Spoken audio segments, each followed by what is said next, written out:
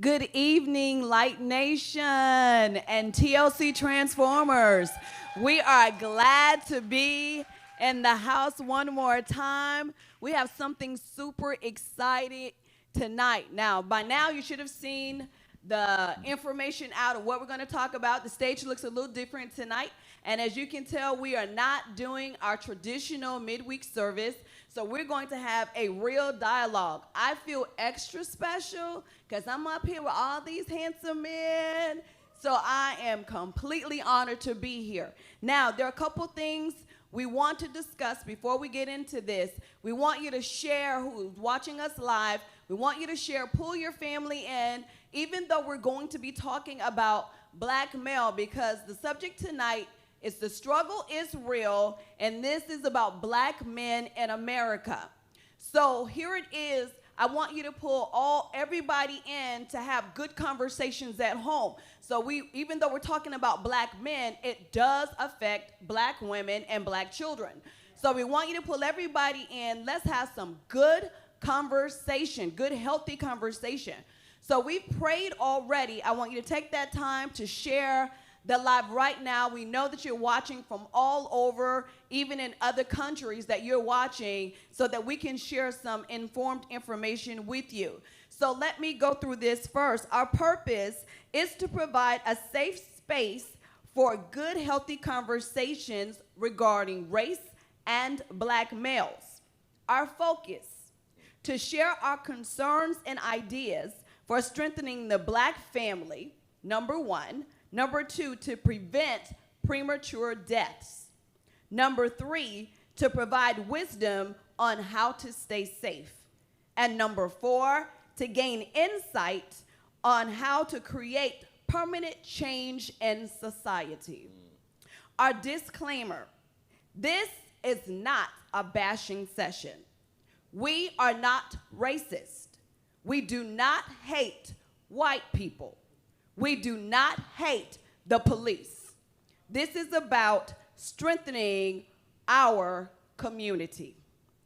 With that, our goal today is to look for answers to a systemic problem. So it is with that. Y'all ready? Y'all looking all handsome. So let me introduce y'all.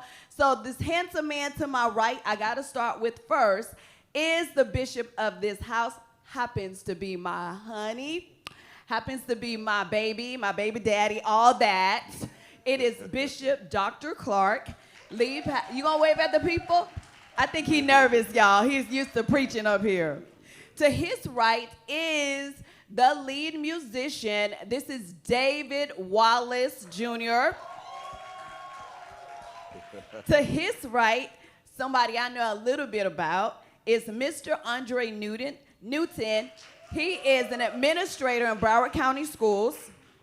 To his right is the Deacon Charlie Bush, who handles everything. All right, so we're going to go to the other side. The man on the left with the hoodie, who's clapping like his hands hurt, would be Heber Lubin. And he's a police officer with Miami, is it Miami-Dade? The city of Miami. He's a police officer. And last but not least is the worship leader, the psalmist, Kilpatrick Griffin IV. So don't let their little claps like throw y'all off, because I know they was like kind of, weak with the claps. So we're ready to get started. I want to throw this first question out here. Audience, if you have questions, those of you that are online, please just put them in the comment section, and we have staff who will be responding and get those questions up here so that we can get your questions answered. All right, let's go, guys. Let's do it. So the first question is, why do you think you are feared? We starting heavy. Come on. Why do we think we're feared? I'll start off, and I like to hear from some of the other men. I think we are feared because we pose a threat because of our potential. I think black men oftentimes have a level of intelligence that is superior. It is dynamic. However, in the realm that we live, it's looked upon as, if I can say, is looked upon as being arrogant, as being condescending, because we're not supposed to present and to have a posture of security as a black man in America. And so whenever we look secure, and I can say this because I deal with it all the time, all of us do, but we are often looked upon as, well, you're so edgy, you're so angry, you're so this. If we position ourselves, speak with confidence, speak like we command the room, like we're supposed to be, then we're looked upon as a threat. All right, who else is gonna jump in there? Y'all told me y'all gonna talk. I feel like basically what it comes down to is basically we have been trained to be kings since existence. And we have also been in a position where we weren't kings, we were trained to be warriors, that we're supposed to be the strength of our families and our communities. And we walk in a room, that's what we're supposed to look like. And those of who are intelligent, which all of us are, because even the ones that we feel not, they just need to be trained, because their intelligence is there. They just need the opportunity. And they need somebody to mentor them, to show them what it takes. It is not easy being a black man in America. It's very, very difficult. It's a challenge every day. You can never let your guards down.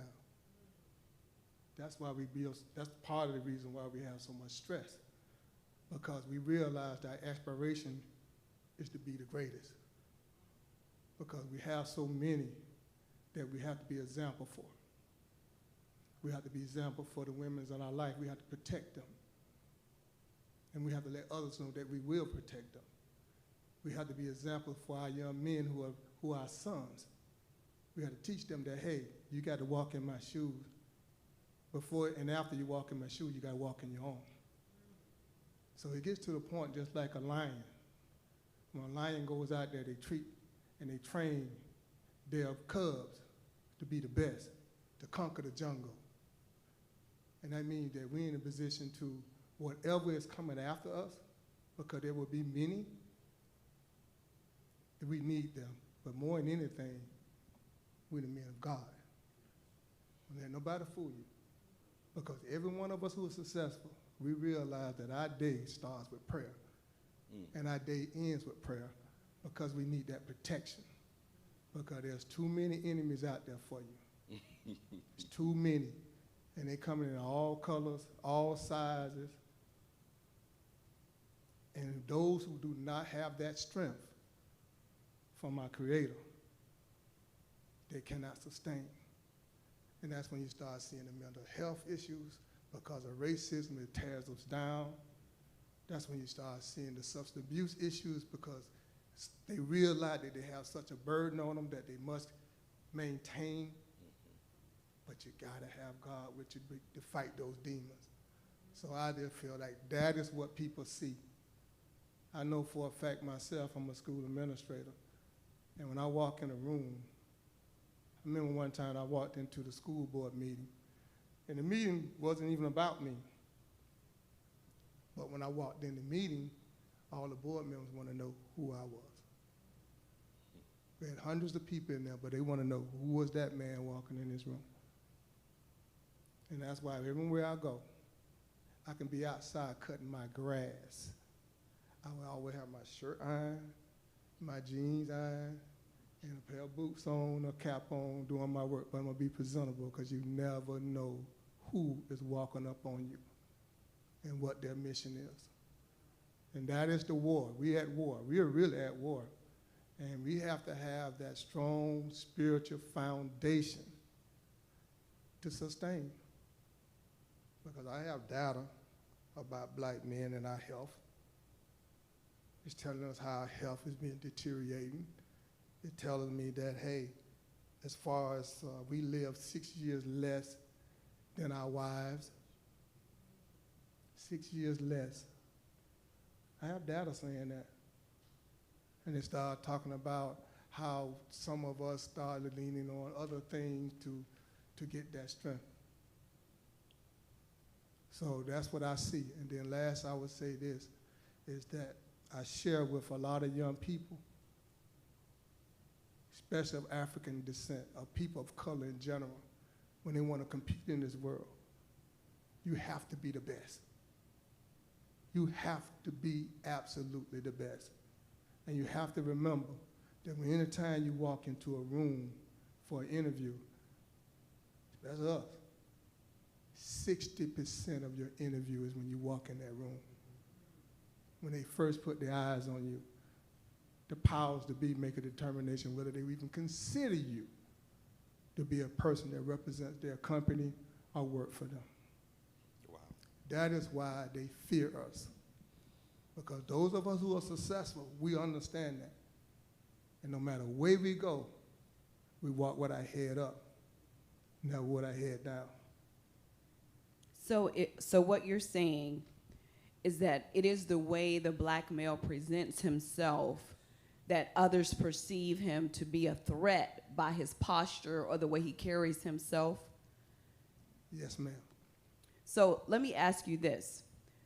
Being a black woman, and for other black women that are in here, we hear people say that black people or black men threaten them or they're afraid. We have lived with black men our entire lives. It is difficult for us to understand their position because they present themselves in the same way, but we don't see them as a threat. So what makes us a threat? Because black men want to have pride or take good care of themselves and stand for something. Why is it okay for one sector and it's not okay for the other? Do you understand what I'm saying? Yeah. Because that's based on what he said. That's basically what is going on. Does anybody else have a reason why you feel black men are feared? Anybody want to add to something he said? Well, Deacon Charlie. I have one. I mean, just for the simple fact, historically, our ancestors and our predecessors all before us, they were kings, they were queens. They made some of the biggest scientific and technological discoveries, you know what I'm saying, and advancement. And you know, just historically, the black male has commanded attention wherever he goes. However he does it, he's commanded attention. Even on the battlefield, he's one of the fiercest warriors. Mm-hmm. And you know, they remember that in their minds. They remember these things, what the black male was. And they don't want to go back to it, to where, you know what I'm saying, we're the dominant species over we're the dominant one over everybody else. And because I think historically they remember those times, and you know what I'm saying, and we're still making advancements and we're still some of the smartest people in the universe, mm-hmm. and making these things and putting these things out there to the world. So and I believe that's why we're feared, because we're still one of the most smartest and most intellectual, smartest people on the earth. I agree with you about the intellectual ability of black men, but there are also other cultures that are very intellectual, but they don't treat other cultures in the same manner. If I can be brutally honest, Asian cultures are considered very intelligent, but they don't get the same treatment. It is almost like the black male, and I make this comment on social media today, it is so bad until it's almost like we're becoming an endangered species. Because if the black male is extinct, then that means the black race is extinct. That's right. That's right. So from what I'm hearing so far, we got a lot more to cover. It is based on perception thus far. It is not anything that black men are doing to make people afraid of them. It is other people's perception of who you are. So with that, let's go to the next question, because I think Mr. Newton brought this up, or somebody brought this up, that people often say black men are angry. Is that true? And if it is, why do you think that is? Negative. I believe that it's a learned behavior from people outside of our race. Like I've been told, I worked at a predominantly white company, and I was told by the owner, you already have one strike against you. And he pointed at my skin. When I was brought into the office to be let go, it wasn't anything that I did necessarily, but the first thing he would say, hey, you're a little bit too edgy. And I was kind of, it didn't catch me off guard, but they were so honest. I mean, it's their company, so they didn't care, to be honest. But you're a little bit too edgy, and there's too many people that follow you in the company. I was told that out their mouth. Wow. This is the reason we have to let you go. So with that, and it was because I'm taught to walk as a king. When I speak in an environment, command the room. So they begin to see that, oh, everybody's kind of like tagging along with this young man, and I'm the only one in my position as a young black man. And they didn't like it, and I believe it's a threatening situation to them because they understood at one point we did run the world. We ran the world, and they understand if they ever let us get back to that point, they wouldn't be able to regain control again. So what history shows, I believe it's a learned behavior, and they're just afraid to lose that grip again. So let me ask you this. Are you angry? I am not. Are you angry? No, I am not. I am not angry. I get annoyed by it sometimes because it's almost like you have to be this subtle person and kind of dim your light so that you can allow them to be comfortable in their darkness. And the thing about it is that I'm not built that way. And so when I walk in, my presence, and I'm not trying to be arrogant and I'm not trying to be condescending, but because of I know who I am and I know what I know, when I walk in with that level of confidence. And so the confidence is always misconstrued as angry, as violent, as aggressive.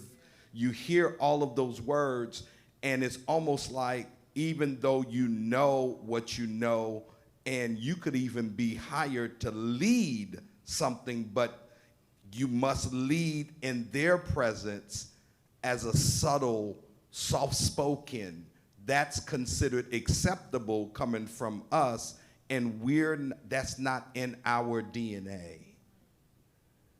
Okay, so the common ground I hear so far is still about influence and asserting yourself. Absolutely. When you assert yourself, it is interpreted as you are being aggressive, right? Absolutely. So, are you angry? No. And just going back to what was said, I think that just the way we carry ourselves, I think our potential presents itself before we even speak. So we're looked at in a certain way when we haven't even explained or even presented ourselves. So yeah, we're perceived that we're angry, but we're not. We just carry ourselves that way, like we're confident. You think some of it is cultural, that we're just a little louder? As black people, we express ourselves differently. What do you think? I would say, yeah. I think that we express ourselves a little bit louder because at one point our voice wasn't heard. So now we got the opportunity to speak up. Let us open our mouths and be articulate about everything that we want and everything that that we're going into. Amen. All right. Heber, let me get in here and ask you this question. It says, being a black police officer, have you encountered racism against you? If so, how did you respond? Yeah, for me, I have encountered racism, but it's crazy because I've encountered it on both sides. Yeah. So it hasn't just been the whites who might have been racist to me. I also encountered it from the people who look just like me. So for me, it comes with the job. You can't take anything personal. This is what you signed up to do. And how I looked at it, I mean, sometimes for me, I would just laugh it off because you're talking about me, but you're calling me to help you. So for me, I don't take anything personal. It comes with the job. And yeah, I mean, I've encountered it maybe, I would say, from the time that I've been on, numerous amounts of times. But just like I said, there's not anything you can take personal. It's just, it comes with the job. You're gonna encounter it. You're gonna see it on the daily and stuff. And yeah, it comes with the job. So let me ask you this. You said that it comes from both sides. So let me just make sure we're clear. Are you saying that black people are racist against your color or they're racist against your uniform? They are racist. Okay, from my experience, from what I experienced with someone who looked just like me, Yeah. it was more or less he was targeting the uniform. Okay, that's what I thought. Yeah. Yeah. He was targeting the uniform. So the crazy thing about being a police officer, you can do amazing things. But once that one person messes up, everybody gets scrutinized for it. Sure. So this one thing that somebody may have done millions of miles away now interferes with something that I'm doing hundreds of miles away. So there's amazing people out there, and there's people who really love what they do, and there's others who, you have to kind of like take a step back and really think about, hey, yeah, he was not made to be a police officer, or he was not made to be a teacher, or he was not made to be a doctor, or whatever. But with that being said, there's good, there's bad, and you're gonna witness the ugly as a police officer. And for me, it's not something that you wake up and you smile to going to work, because there's gonna be days where, of course, it's amazing, and then there's gonna be days where you go home crying. So yeah, but I've experienced it on both ends, and I know for me, being in a position that I am, I get a lot of handshakes and stuff like that. But I know if I wasn't in that position, I wouldn't get the handshakes. But you don't take anything personal. It comes with the job. All right, so before I move on, you said you don't take it personal. How do you not take it personal when someone is basically insulting you? And as you said, I'm here to help you, okay? And they are insulting you and they resist your help because of your skin color. Is it something that you practice? How is it that you can maintain? Because all police officers deal with what you just said, okay? How is it that you're successful in it? What is it that you do to keep your head cool? I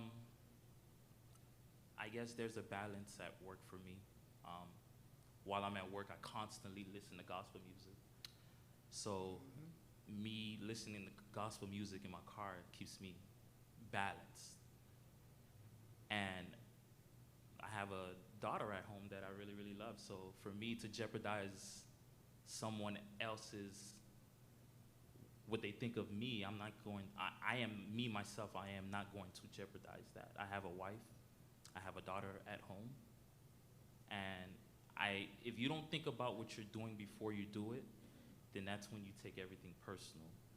And at least for me, I take a step back, I think. There has been numerous amount of times for me where, of course, it has been that time where you're in so much anger, but I go back in my car, turn on to K-Love, and I just listen to music, and it keeps me balanced.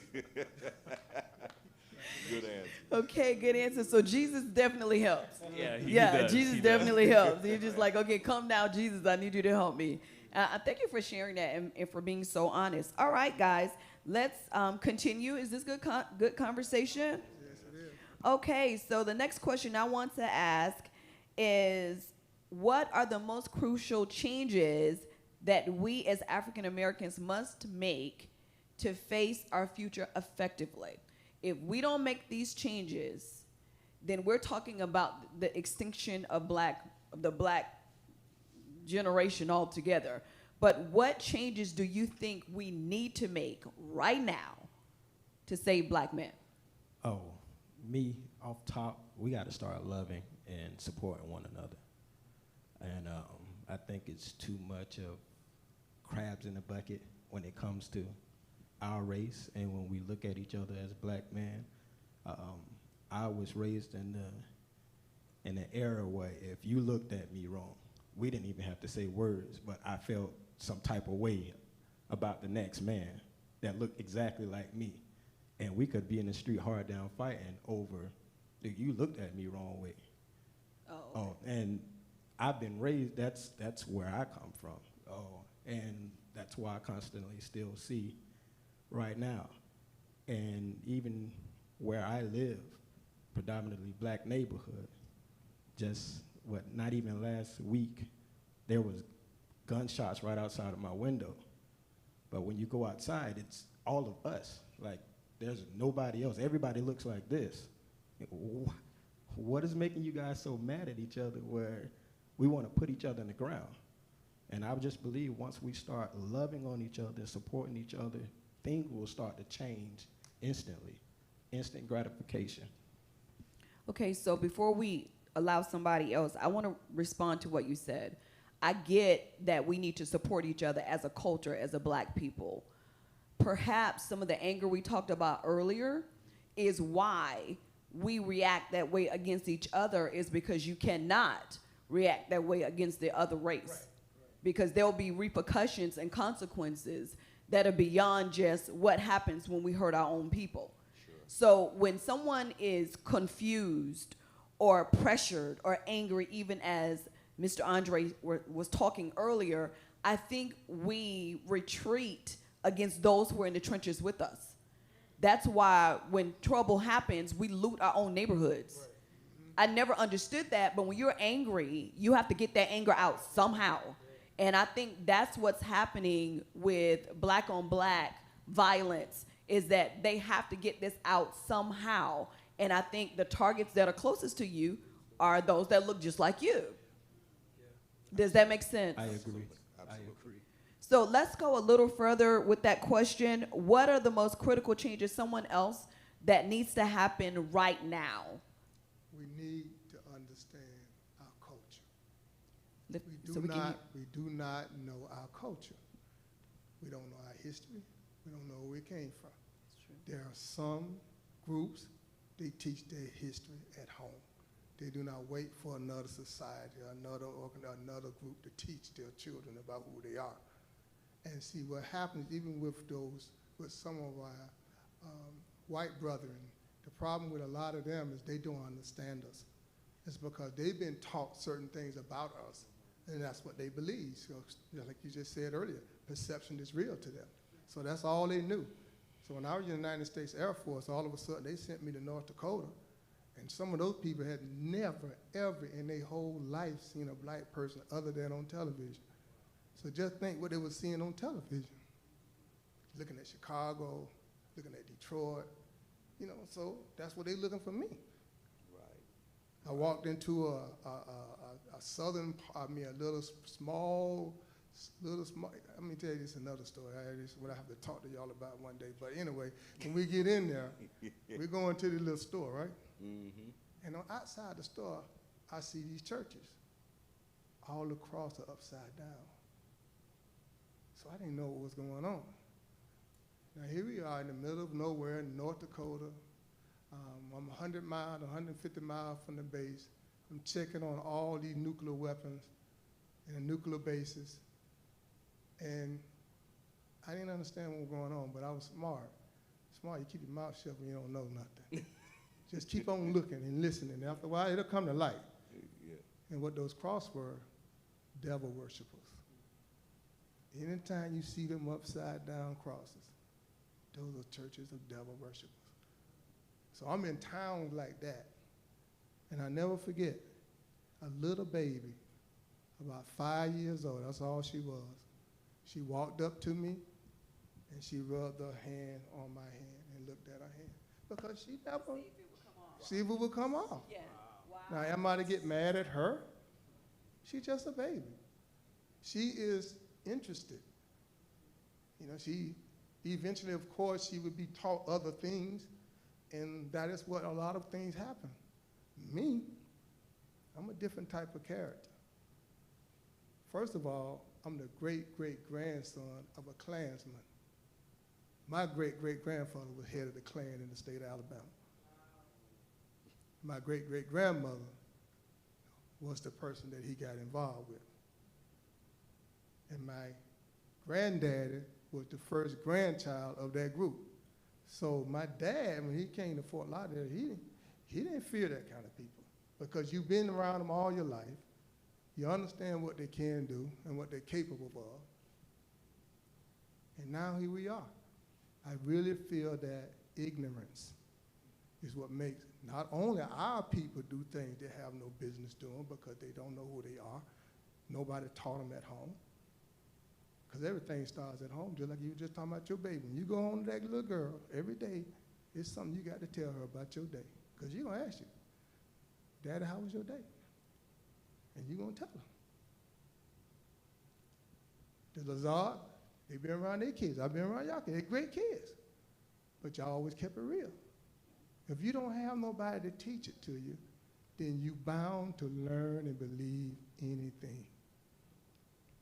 Me, when I got my job, I'm a historian.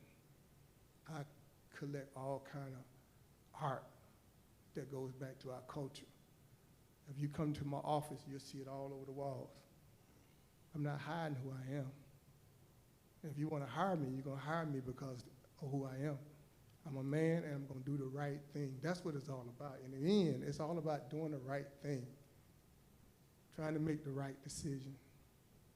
That's right. But you need to be grounded, and that's why I lean on faith for, to keep me grounded, because it's not like God hasn't given us a Bible. It's not like he hasn't given us scripture. It's not like he hasn't given us rules. It's not like he hasn't given us instructions. And the older I get, I understand them instructions better. It's harder when you're younger. You got a lot coming at you. But as you keep getting up in these birthdays, just like the old folks, you just keep on living. There's a whole lot of things you're going to learn. Thinking about the situation we're in right now, it's mind-boggling for some, but I can handle it a little better. And people say, why are you so calm about it, Mr. Newton? I said, because I've been taught through Scripture. This here one kind of reminds me of when Moses came back to Egypt, and he told the Pharaoh to let my people go. And Pharaoh was so stubborn and was like, I'm not going to do it. He said, all right, you sure you're not going to do it? Well, I'm not going to do it, okay. So he goes back and he tells his people, put lamb's blood over the door or you're going to lose your first one. So now we're being taught now to follow instruction. The instruction is to come out when you need to come out, to do what you need to do only. He's telling us that. And then the other part of that is that he's sharing with us that I'm in control. There's no kingdom. There's no government. There's no army. Because I'm from the United States Air Force. I know we're the baddest in the world. We thought we were. We got us in the mask now, don't they? So no matter who you are, he's letting you know it's time for Bishop Lazare and his leadership to come through. It's time for that. And that's how we're going to survive. I feel so much pressure when I go to work sometimes. And I'm going to tell you what, it's getting back to that. When I go to work, I have 400 people that I'm responsible for. And a lot of them don't look like us. And a lot of them don't like us leading them with nothing. And everything we tell them, no matter if it's right, they got to challenge it. So I look at it, things like that, and I say, you know what? I pray every morning. The first thing I do before I get out that bed is I pray, because I need armor. I don't know what I'm going to face when I walk out the door, just like you. You don't know. So you tell them, give me that armor. And what I do is, once I do that, I go to work. Because I realize that the decisions that I make, there's so many eyes watching me that if I make the wrong, see, we can't make no bad decisions. All our decisions have to be sound. That's the pressure on you when you're a black man in leadership. Everything you have to do has to be right. And if it's not right, then all of a sudden, you hurt the opportunity for all the other brothers and sisters that's come behind That's you. true. That's the pressure. Is true. That is true. So since we are in the middle of this conversation, by now you know with all of the recent issues that have been going on in society, what has brought us here tonight, because we were not initially scheduled to do this, but with the constant cry and outrage and with the recent death in Minnesota, that has brought us to this platform today. Not that it doesn't happen more often, but I think Will Smith said it's just filmed now. Yeah. It's been happening the whole time, but now it's visible. Yeah. So with that, we felt the need to have this conversation because so many people are hurting. And I'm hoping that this conversation will open our minds to some resolutions and that it will heal our hearts and put us in a position to hear God, as you said, to be a part of the solution for this systemic problem. This is a systemic problem all over, and it just keeps happening over and over.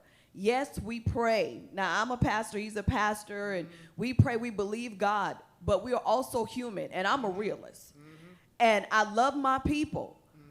It gets on my nerves for the same thing over and over and over to keep occurring. And what I see, and I want to say this before we get into the question, is that when an issue like what happened to George Floyd, we get upset and we yell and we scream and we cry and we march, and then we go right back to our lives doing what we've always done. When are we going to get beyond just the marches and just the social media posts and create real avenues for change? That's what I'm up here for, because yes, I have black sons, and yes, I have nephews and brothers and all of you, but until our minds come together and we get real solutions and get at the table where change occurs, all of this is going to be, it doesn't mean anything until the next person dies. So we're not here to talk about this because we don't have anything else to do. We do. But this is about healing hearts and moving forward. But you can't hear God if you're angry. You can't hear if you're frustrated and you're aggravated, because you'll resort to yourself every time. And you'll handle things the way you want to handle things. I mean, we got to be honest, because we look real calm and cute up here right now. But the day I got the phone call that my child was being held at a park by a police officer in Parkland, that he called the police because somebody was threatening him, and the police officer turned on my son, and my husband wasn't here. And he called me, and I'm looking at these officers who has my child sitting on the floor while the people that threatened him were laughing on the basketball court. And I see how things could have turned out differently. And I'm glad I knew enough to say, you don't have anything else to say, because he was 18. Because I told him to stop talking. And so the officer said, he's grown. I looked at him, you don't have anything to say. And he stopped talking. I said, is he under arrest? Well, no. Well, then let's go. Because if you don't know, I mean, the intimidation. And do you know the police officer walked behind my car and wrote my tag number down? This was what, maybe 5 years ago? So I know what could have happened. And I talked to them about what to do, you know, when you're pulled over. But after you've done all that, and things like that still happen, you are angry, and you don't keep your head. So this conversation is to help all of us, because I'm a black woman, and I'm mad. I'm mad, and I worry about my babies. When my phone rings at night, I worry about, is that them calling me? So I'm not a black male. So I'm here asking y'all, Do you feel like a target is on your back? Oh, yeah. Oh, yeah. Oh, yeah. Come on, talk to me. Oh, yeah. Every day. Let's have this conversation. Every day is a target. You know, one of my frat brothers sent me a cartoon today, and it was a father and a son that were hugging each other, and the bubble over the son's head said, "I worry about him leaving every day." And the bubble over the father is, "I worry about him leaving every day." And it's almost, it's numbing, because you know, you try to tell your sons what to say, how to behave, and even in the most subtle way, like Monday night, not being a threat, but just being black and breathing, cost them his life. And I literally have been emotional all day, because I could think of times that could have been me being stopped. I think of times walking into meetings or being out of town, and because of who I am, doesn't even have to be police. We're not that's not the target, but the focus is being black in America is a target on your back. And my sons, both of them have been profiled. Both of them have been stopped for no reason, because they were black. And my oldest one, she talked about the youngest one, my oldest one was stopped one time, and he was being harassed. And it took an old lady sitting on the bus bench to tell the person, "I see you." And that's when he was let go. And so we have to understand, you know, we have to make some changes in how we operate. You talked about crying and going back and, you know, until the next. We have to make our voice heard. Black people don't vote. And if we don't vote, we cannot make any change. And the way to change this systemic, because it's in the system, is to make sure we go out and vote. Every state that our current administration won, there was a despairing number of black votes that didn't even show up to the polls. And if we learn to realize that we have to voice our vote. Loving each other, yeah, black love, all of that is important, but the way that this country is going to start changing is by casting your vote as to who you have in office. That's true. That's true. That's true. I agree with you, Bishop. We do need to vote. We also need black people to be in office. We need lawyers. We need black lawyers. We need black authors. So we need to be across the board. Yes, your vote is probably the first place that we can start. It is imperative that we take that right. So many people died for that right, and it has so much authority and power. But I want to ask you this. We say that, and it doesn't happen. People still make the decision because they feel it doesn't help. And I get that. Because sometimes it seems like when you do whatever, you do the right thing, and they aren't doing the right thing. Sometimes it sets you back. What I want to ask is, regarding the negative perception of others, and since we're talking about voting, how do you see black men, how can black men navigate through the boundaries that are set? They're like unspoken boundaries. In addition to voting, what else would you instruct young black males, or how would you instruct young black males to navigate through the boundaries that are set in society? I would say, first of all, when you have an opportunity when you have an opportunity, you have to take advantage of it. No matter how small it is, you got to take advantage of it. And because those opportunities sometimes don't come but one time. So you got to take advantage of it. When we start talking about our politicians, of course we need them. But of course we need to hold them accountable too. Not only them, everybody. Like I tell my team, if we got a problem, write it up. You know how many won't write it up? They will not document it. And then you wonder why things won't change. That's why it won't change. Because the law is about writing and interpreting the law. And when you have a problem with a police officer or a politician, you write them up. You say, I'm not happy with you because of this.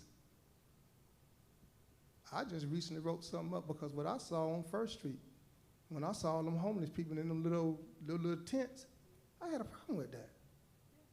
Because I was raised on 2nd Street. Never saw that in my whole life. When I saw it, I cried. So I wrote the city. All of a sudden they moved. They're not there. But the point is, that's what we have to do. We have to, just like Bishop said, we have to vote, and then we have to document. Document what you don't agree with and what you don't like. If they don't give you a job, please, sir, I'm gonna write a letter to you. Why didn't you give me that job? Yeah. I recently had a young man that recently graduated from college that I've been mentoring for 10 years. And he majored in cybersecurity. He has a BS degree in cybersecurity. He's 22 years old. He applied for a job with the school system in security. They denied him. They told him he didn't have enough experience. What does a degree stand for? You're talking about you need 5 years of experience. He got a 4-year degree, and he don't work 4.5 years. So you holding 6 months against him? I got a problem with that. Yeah. Write him up. I told him, write them up. Yeah. You got to challenge it. Yeah. And that's what we have to learn. We have to teach our students how to challenge the system. See, all this hollering and screaming, that's not going to get the job done. I'm glad you said that because we're not afraid to speak up, but we do have to write stuff and document because it does give a different perspective of who we are. It is very important to document. And we definitely, we raised our boys like that, and they will write a letter. So I have a couple questions from the audience. I do want to jump in here. We have great conversation going on here. I think this is good. How do you teach a black man without a father figure to handle this current situation? You have to surround around positive black men. You have to communicate, and you have to get to know people in your community, and you got to ask for help. You got to ask for support. There's always somebody who wants to help, but sometimes people don't know. I know for a fact I've helped a number of young men in my life, and young women too. Now, it was a challenge with me, the women, because I didn't really know what I was doing. But they knew that I loved them. And they knew that what I was trying to do is to let them know that if you got a problem, you got somebody you can talk to. So, because I wasn't that strong, because I come from a household other than my mother. I just was teaching what my mother was teaching us, but it was from a male perspective, because she was a nurse. So I just think the main thing, you got to ask for help. Nobody knows if you need help if you don't ask for it. Yeah, I think that's a good point. I think we do have to speak up and say, I need help. But I love he said surround them around positive role models. And so you have to be intentional about who you connect your kids with. I think that is very, very important. Wow. Okay, Heber, you got like 3 questions, but I'm going to hold on. I want to hear from you. And I want to add to that, allow them to ask questions, because sometimes in the household, I don't want to hear no dumb questions, or I mean there are dumb questions, but allow them to ask questions to understand what they see, because if they don't, then they'll just go off of what they see on the outside.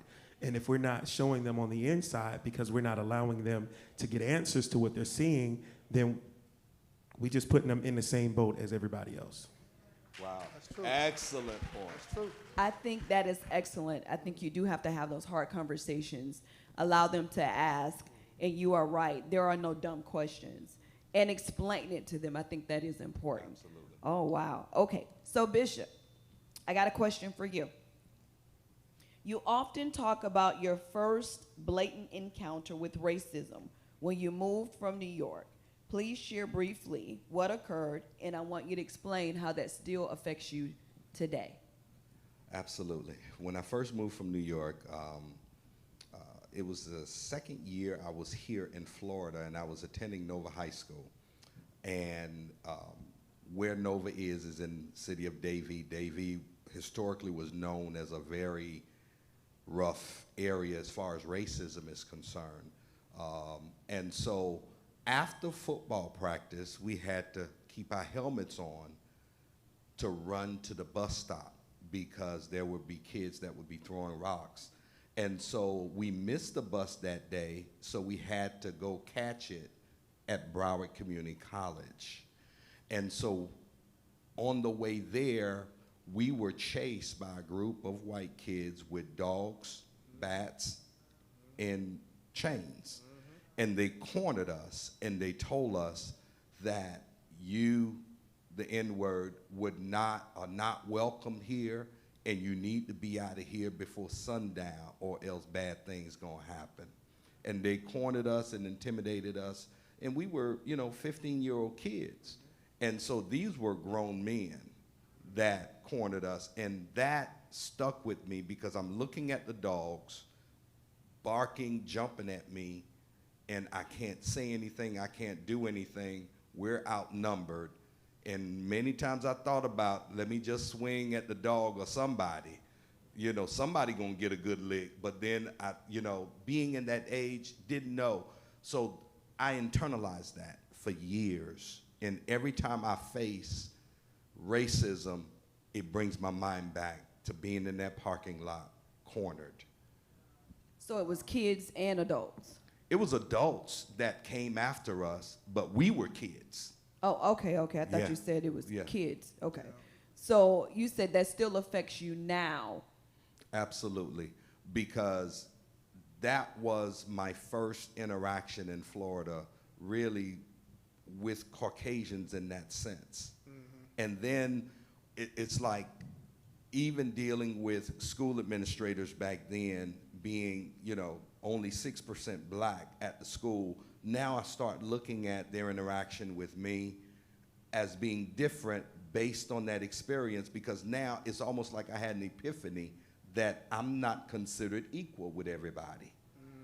And so, when I was confronted about, my education, I was told, from there that I was not smart enough to go to engineering school. I should go to mechanic school, I should go to body repair, but I'm not smart enough to be an engineer. And I remember the administrator saying, how dare you think you could be an engineer? And I had a 3.87 grade point average. And so it was a black teacher that was there that told me, baby, what's wrong? Because I was crying. And she said, I told her what happened. She said, you can be whatever you want to be. And when I graduated with my bachelor's degree in electrical engineering, I made a copy of it and I brought it to her. Wow. And told her that she's the reason because of everything that was coming at me. But it all stemmed from that primary negative experience. That's incredible. I remember being raised right here, going to Norfolk Elementary School. And in the first or second grade, I was told you can be anything you want to be except for one thing. And then that kind of followed me all the way through middle school. And I think y'all kind of know what I'm talking about. You can be anything you want to be, but one thing in this country. Obama changed that. We just say you can be anything but the President of the United States. Well, Obama changed that. That's See? right. See, and that's what you were going through. David didn't want to see that, but because an angel was there, that young lady was there, and she told you, and she was there for you. She said, no, you go ahead and you go ahead and be great. You can be anything that you want to be. We have to have that. There have to be somebody in our community that cares about us. And we have to be in these schools and things like that. That's why we're placed there. You know, and some people are alarmed when that happens. I'm not surprised about it. Because that's how racists stop other people. They want to stop potential. They want to stop you before you even believe in yourself. So you self-destruct. Absolutely. Based on what I'm hearing you all saying, I have to come back to this because what happened to you and what happened to you and what happened to you, the first question I asked y'all, were y'all angry? And y'all said no. But if all that stuff that we just finished talking about, how is it that you're not angry? You know, I think for me, somehow or another, I utilized it as fuel and motivation. Okay, thank you. To prove that I'm going to show you how bad I am by overcoming.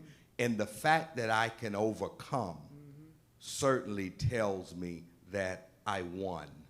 That's what, in essence, that it was. That's right. The professors that told me that I couldn't be, you know, even in college, when I finished, I went back to them and thanked them with my degree in my hand, thanked them for their motivation for getting me, because to them, they were saying I wasn't qualified. But to me, I took it as motivation.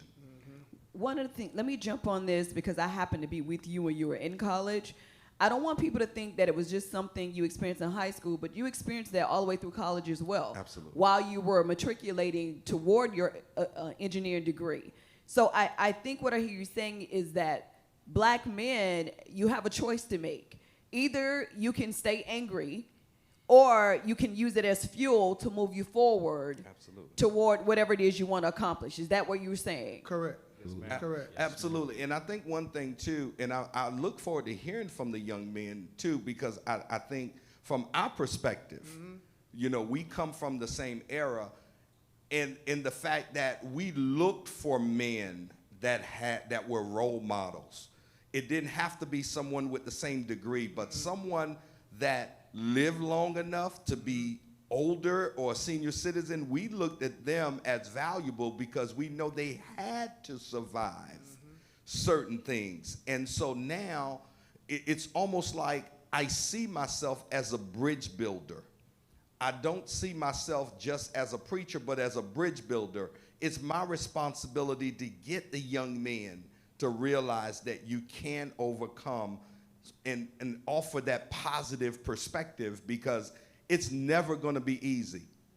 The world could tell you that success is based on merit. For a black man, that's not true.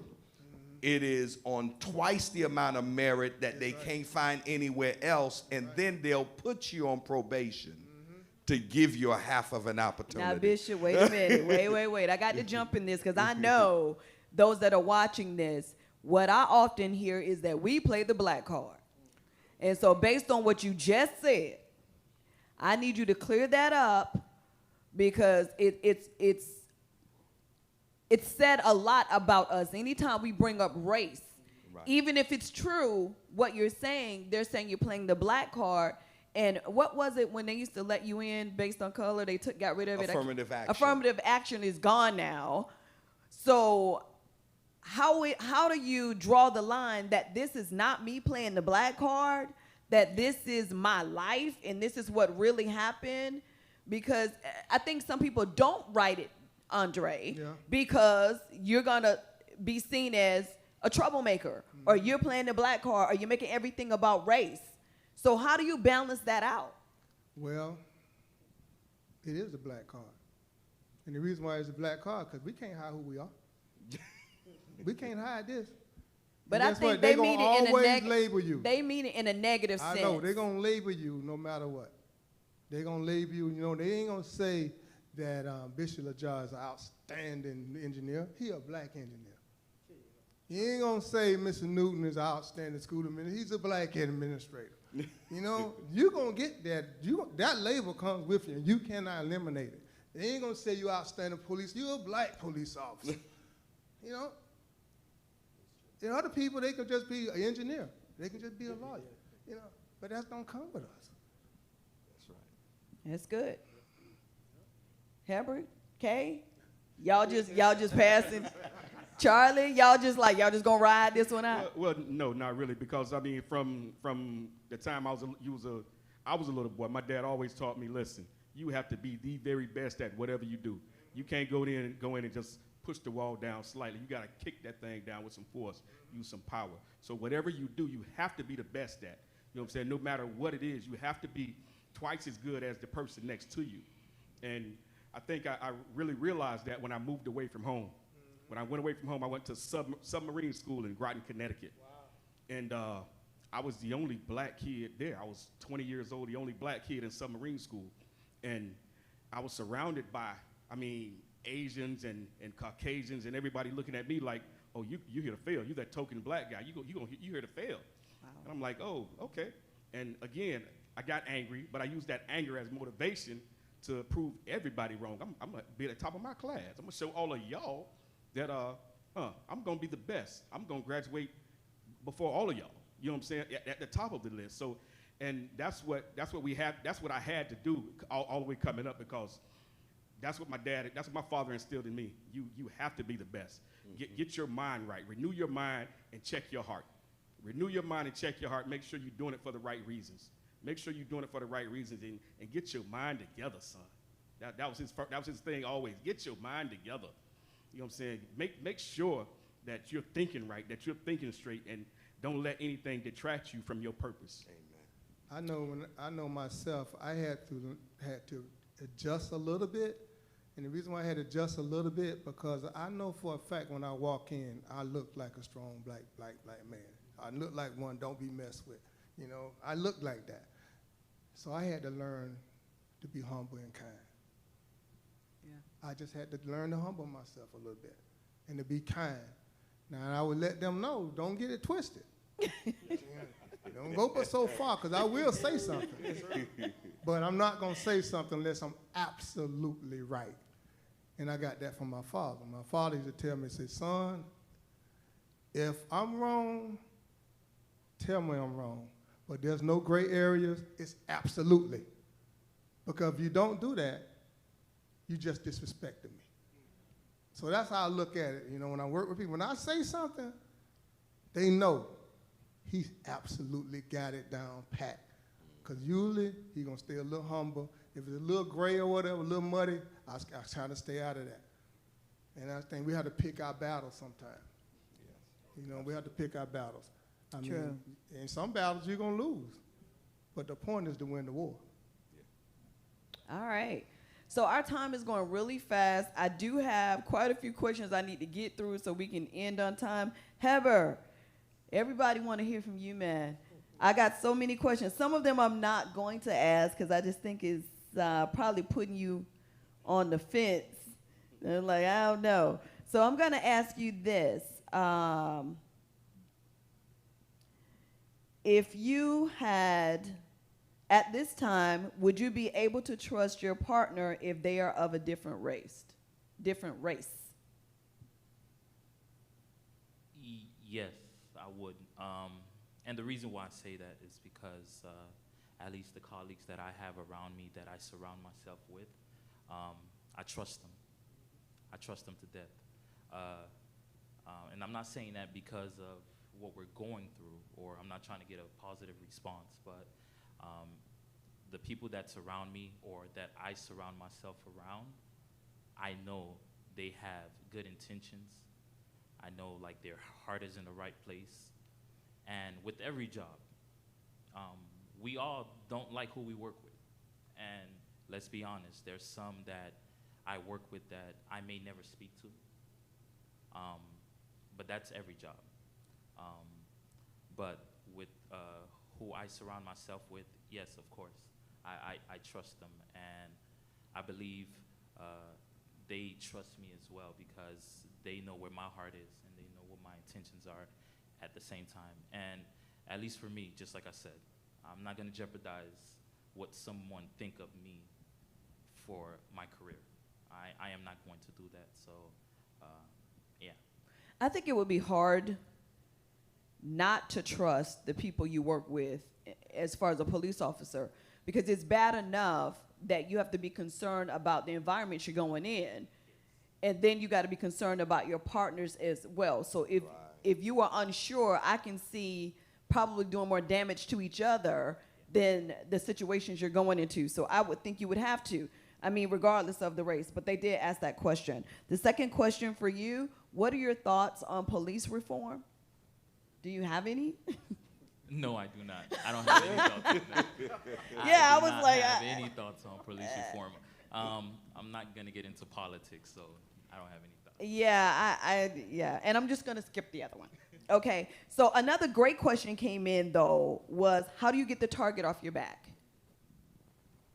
It never leaves. You're black. You can't wash your skin away. You can't wash who you are, and you can't wash who your predecessors and ancestors and grandparents are. You are who you are. You have to live with it. The target is going to forever be there. You just have to rise above it. I think what you have to do is maximize your entrance into the room. Don't make your entrance into the room wasted time. So what that means is that when opportunity comes, you go in and you make the very best of it. Mm-hmm. You don't go on a job half-cocked. You don't do anything half-cocked, that you must maximize. And my goal in every company that I've ever been with is that I want to be talked about 5 years after I leave there. That's right. That's right. I want to be talked about 5 years after I leave there. Right. And my wife, I've been with her 35 years we've been together, and she could tell you colleagues that have come to me from jobs that I had 20 years ago, they still talk about what you did. That's right. And so you have to make sure you leave your mark in a positive way. That's right. When you leave, that you left a mark that goes without question, that you were one of the best to ever sit in that seat. You eliminate the stereotypes. Eliminate the stereotypes. Every time you walk in that room, you eliminate that. Whatever they ever thought about a black man, they don't see that. Yeah. They don't see it. All right.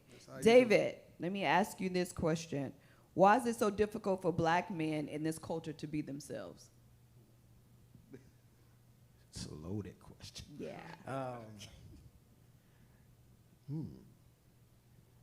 I believe, in my opinion, what we're being fed through social media, TV, and from young ages, and a lack of being taught our own history, and there's almost a blind spot. So we're kind of left up to society to teach us who we are, and growing up with that, it leaves us confused and unidentified, and we end up doing things that we're not supposed to be doing and in places that we aren't supposed to be because we think that it's right.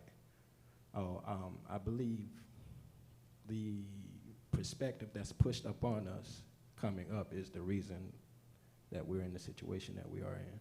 Does this point back to what Andre said about we don't know our culture? We don't know who we are? Yes. So I agree with that. Oh, okay. Deacon Charlie, same question. Pretty much the same thing. Society. We see all these different things around, and Billy and Janet are doing this over here, but here goes Amy and Brad over here. They doing things differently. So, but we see that over there, and it looks better. But so we want to try to do what they're doing over there. So you know what I'm saying? They get that mentality that okay, well, they got more money, they're doing this and they're doing that, they're having more fun, going on vacations, doing this with their family. I think it all comes to their identity, you know what I'm saying, and who they are, you know what I'm saying, and trying to be like the Joneses. Everybody's trying to be like the Joneses, like their next door neighbor, rather than having their own identity, trying to be themselves. So let me ask you this. Based on what you just said, looking at all of this TV, social media, people are living big. Is the playing field even first? Let's start there. Is the playing field even for black men as it is for white men? I don't think so, no. No. Okay, everybody says no. No. Okay. Since the playing field is not even, and based on your answer, if people want the same things they've been exposed to and the field is not even to get it, then what is the next thing that they will do to obtain the same things you're seeing that's being in front of you? So if I don't have the same opportunities as white men, I'm a black male, and I'm seeing this, though, because it's everywhere, and I can't access it, then don't you resort back into other ways trying to obtain what's being presented before you? Does that make sense? Absolutely. You fabricate. When you don't know, you fabricate to make it. And so it goes back to not understanding who you are, not being confident in your skill set. Obviously, the faith part plays big, in our lives, which we tend not to be as committed to. And so all of that makes you resort back to the hustling and the doing all of that. The thing that saved me, because I felt like coming into the door, I was so far behind my white counterparts and felt like, oh my God, I'll never catch up. But I was blessed to have some positive role models coming out of high school, seeing black men as administrators. Even at Broward College, when I went there, I had people like Dr. Taylor, like Mr. Donald Cleveland. Those guys they walk into a room, they commanded the room. I'm like, who are those people? Because there's something about the affluence and the confidence of a black man walking into a room that knows who they are. They exude a sense of confidence. And so I started looking at those people, and that made me hungry to pursue. Yes, sir. It made me hungry to pursue, that I didn't want to settle for not getting it. My mindset was, I'm going to get it, and whatever it takes, I'm going to do it. Whatever it takes out of me, I'm going to do it to make sure I obtain it. Okay, so if black males don't have that, okay, some are in environments that they don't have that, then whose responsibility is it to demonstrate this to other black males who don't have access like that? I mean, you had access because your mom knew them, and then, you understand? So what about the ones that don't? So what should be done? Whose responsibility is that? Is it other black males' responsibility to save young black males? Absolutely. Oh, Yes. We have to save each other. Yeah, but that's not happening. It's not. It's Yeah, not. that's It's probably not one of the happening, problems. right? Yeah. So programs should be created from this platform for those who are not yet on this platform. Absolutely. Absolutely. Absolutely. Is that not correct? Absolutely. Yeah. So we have to save our own, because that's what was discussed earlier about helping our own. And one way to start helping our own is to pour into our own little young black boys to raise them up to be strong men. I heard you say over and over about being a king. If nobody's telling them that they're a king, They won't know. they won't know that. But they're still seeing this stuff on television. They're still seeing it on social media, and they don't know how to attain it. And so they're going to do whatever they think they need to do to get it if there's no positive person who's saying you don't have to do that. Absolutely. Right? Absolutely. So, I mean, I don't want us to get off the subject that we're talking about, but we are talking about empowering black males, right? That's right. Right. So back to what happened with the murder, because we only have 3 minutes and we have to end. With so much hurt, I saw the post. You put a post out today, Bishop, that has been shared like 200 times. It was something in that post that hit you. It didn't matter if you were a mom or a male. It made you think. Yeah. But being a black man, and you wrote it, can you tell us the frame of mind you were in and why you wrote it, and what was your hope that would happen as a result of you sharing it? Because you rarely share on social media like that. So in this next minute and a half. The frame of mind was, I was disturbed by the contrast, because when I I looked at the video of what happened to Mr. Floyd, and it brought me to tears. And immediately I thought about a contrast of Dylan Roof, who killed 9 people in their church doing their own Bible study. He went in and murdered them. But he was arrested, stopped by Burger King for lunch, and treated with the utmost care. And here it is, a black man in Minnesota. Whether he allegedly did something or not, he didn't murder anybody. But yet and still, the look on the man's face. And so that's what disturbed me. And immediately I thought about my boys. I thought about my boys. I thought about the young men that I mentor. And I said, God, what do we need to do? Because this hurts. 2 weeks ago, a young man get gunned down. He gets gunned down. And so I thought about him. I thought about Mr. Floyd this morning, and it just hurt my heart. And I wanted to put aside the bishop, put aside the doctor, and I wanted to cry, just me and Clark, just weep for them, because he was on that ground and he lost his life trying to breathe. That trying to breathe, he wasn't doing anything but trying to breathe. And they took his life. And the look on the culprit's face was as if it was a game. And that's what really hurt me, because all the young men in my life came across my face. And that's where I was when I wrote it. Because you can't jog and be black. You can't shop and be black. Now you can't breathe and be black. Where do we go from here? So that's where I was. I thought about Bryce. I thought about, because all of these are young men. I thought about our boys, Robert. I thought about all of them. And, you know, they're going to be polite, but they're going to respond if they get stopped. And their response can be taken as resisting. And there they go.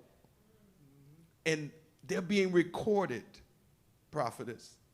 And that didn't matter. That didn't matter that they were being recorded. They knew they were being recorded. And it didn't matter. So it told you the value of that life. Yeah, good job. I just want to say this. I have found through all the years that we have been in this country, this is the greatest country in the world. Don't get nobody wrong. But let me tell you something. Why things won't change? We can't hear you. Why things won't change is because the United States is in denial.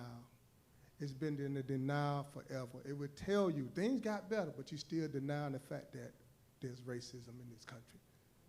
And then, see, you can't get well. You can't solve an illness until you acknowledge that you have it. And that's where we are. That's why we keep going through it over and over again. I mean, I thought about Bishop when he was talking about the dogs we're running after. You know how many times dogs done went after our people over the years? From slavery, dogs, for the civil rights, dogs. It's an intimidation factor. It's always been there. And that is why you have to walk in a room, just like Bishop said, with no stereotypes. You have to be the exact best in the game, because every time you walk in that room, they're looking for a flaw. They want to say that's what we expected from them. And you got to change that. And that's the stress of life. That's the stress. That's why I look at my family. I just got 60 years old. I think I'm a pretty blessed man, because in my family, my daddy died at 58. His brother died at 57. His other brother died at 55. My other uncle died at 42. We don't live long in my family, not the males, because we're overachievers. That's what they say. They can't say we smart like, Bishop. They say you're overachiever. And when you overachieve, you had to go through a whole lot. I'm praying for you because I know what you're going through in law enforcement. I was in law enforcement. I didn't know that. I understand that. I know what it is. And I understand knowing what me and him went to go through in the military. You have to lean on the people that work with you because your lives, you depend on each other to live. And I've seen first responders, that's another thing. I went to be a fireman, and they teach you to go on the right side of a room in a fire, to go keep going down the right side of the room. But if you got one who don't particularly care for you, he'll delay his response. He'll delay for about 30 seconds. 30 seconds is a long time, ain't it? 30 seconds a long time when you're going into a fire. 30 seconds a long time when you go into a house and you don't know what kind of, you got some violent offenders in there. That's what, them the games they play. Okay. Denial. So we have to wrap up. This is the way I would like to end this. I want to give everybody a chance to just say final words. How do we come out of this as a result of what happened? There's looting, people in the streets being arrested. So there is an increase of more violence. I am really afraid somebody else is going to get hurt, but this is the response. And some of them may be angry. And when people react differently when you're angry. So if there's a thought you could leave because they're looking at you on the screen here, what is it that you would say? And I want each one of you to just say something, a thought, just one thought that you would say to encourage them, to give them hope, because I think sometimes people do those things because they have no hope. They don't see how they're going to get out. They don't see an end. They don't see how this thing is just going to get better. So what would you say, Police Officer Herbert? Thank you so much for joining us today. I know people were interested in hearing what you had to say, and they did ask questions about your interactions on the force, but you have to go to work tomorrow, so I wasn't going to ask you all that stuff. I pray for you, too. Because yes, you're a black man, but you're a police officer. So there are two things that you have to deal with every single day. So what would you say to people as a black male and a police officer? What is one thought you would leave with the people? First and foremost, I just like to send my condolences to George Floyd's family. And what I would like to say to the people would be, just like Bishop said earlier, we must vote. We need to put the right people in power. And unless that person who is in power supports our views, our visions, our goals, then, I mean, we'll be backtracking and continuously going through this all over again. So we must vote. And I think it starts from the top. Whoever's in top kind of like pretty much is promoted, and that person gives you his views, and then it gives the views of the world. So we can kind of see that what people in power views are is demonstrated out in the world. So just vote. You must vote. Thank you. KP.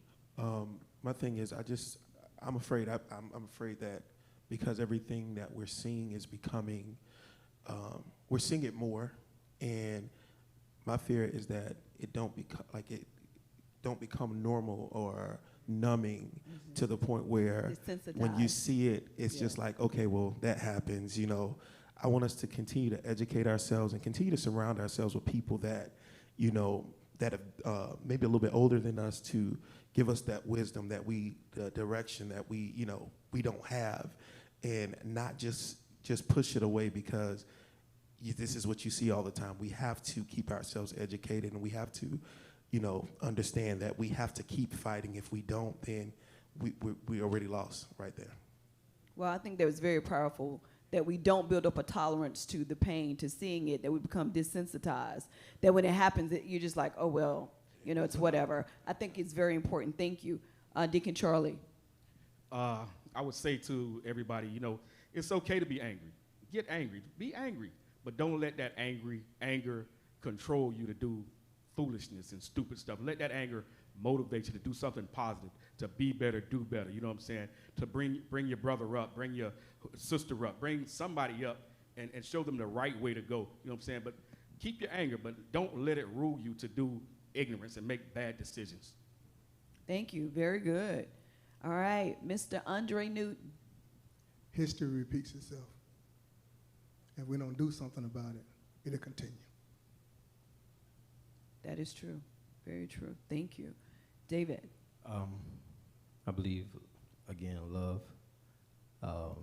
My grandfather used to say love is what it does. And I believe once we change our posture and the way we look and view things, we will start to understand one another, which in turns will allow us to understand the importance of voting, the importance of everything when it comes to the political aspect and putting people in the right positions so we can start to change the world. And just love each other. And I agree with the anger aspect. It's okay for us to be angry. It's okay for us to be frustrated. It's okay for us to be sad. God gave us these emotions. And the one thing that we have to do when it comes to the emotions is allow those emotions to turn us back to God. So be angry, but allow that to get you to a point where say, God, what do I do with this anger?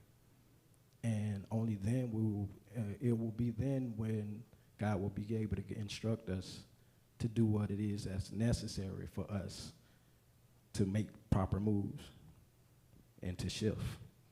So, love. Love it. Love. So I'm going to be done here. I'm going to ask you to give the final remarks, and if you would pray. And I'm going to ask you to stand and pray because I want you to look at the camera. For those that are out there, Light Nation, thank you for joining us in TLC. Please, if you have sons or family, come together as Bishop stands and we begin to pray. We want to pray for our nation. We want to pray not just for black males, but we want to pray for black families and for all families, but pray that our hearts be healed and that we can eradicate anger and fear and stop being so violent toward each other. And as David said, to restore the love. It is necessary. And to let each other know how we feel, that we will protect our police officers as well, and that they would use wisdom, because there are bad people in every gamut of life, but that we, as a part of the solution, that we would pray that we would be part of the solution and not the problem, that God would open our eyes and our creative abilities so that we can help and that God could use us. Does that make sense? Yes. Thank you all for coming. Thank you for allowing me to be your facilitator tonight. I appreciate you. I thought this was absolutely dynamic. I apologize if I couldn't get to your question, that we just couldn't get, not enough time, we couldn't get to all of them, so please forgive me. And hopefully we'll get the opportunity to do this again. Well, we certainly thank God for Prophetess Diane Lazare leading us in this discussion. She is a master at bringing conversation together, and so we're grateful that she led us in this discussion. We thank God for all of the panelists that are here. The one thing that I would say is, black men, don't cast away your confidence. Please remember that the idea is to get you to cower down. Stand in the boldness of who you are. You are a king. You are made to lead. God will lead you as to how to do that. And it is our prayer that this stops. It is our prayer that we learn to get involved through voting in the things we need to do to change this country and this culture around. Let us pray. Father, we thank you for this opportunity to have this conversation. For you said in your word, in the multitude of counsel, there is safety. God, you have allowed us to see and to hear different perspectives on the matter. God, we are dealing with grief. We are dealing with anger. We're dealing with a whole lot of emotions that affect who we are. It has even contorted who we are as a person. And so, God, even right now, we know that you have made us. Fearfully and wonderfully are we made. And so we thank you for that gift. Now, God, we ask for your divine providence. God, right now, we need your wisdom. We need your insight. We need discernment. We need your spirit to lead and guide us. We don't need to learn how to dance right now. We need to learn how to navigate through this pain so that we can give healing salve to our country. We can give confidence to young black men that they can be whatever they choose to be, and that should not put their life in danger. We have the ability to be who we are called to be. God, protect us all over, the people that are watching us. Protect the sons, protect the nephews, cover the grandchildren, cover the children, cover the father. And God, allow us to temper ourselves that we can recognize when we're in a situation and speak to us as to how to navigate out of it. God, we thank you for this opportunity, and we pray that your spirit will take control of this situation. Heal our nation, God. We pray for our government. We pray for our administration. We pray for everybody in office that the right actions and the right things come forward for justice, for peace, for restoration. And God, we ask you these things in Jesus' name. Amen. Amen. Thank you for joining us. Thank you for being with us, Light Nation Transformers, and we'll see you at the next session. Good night.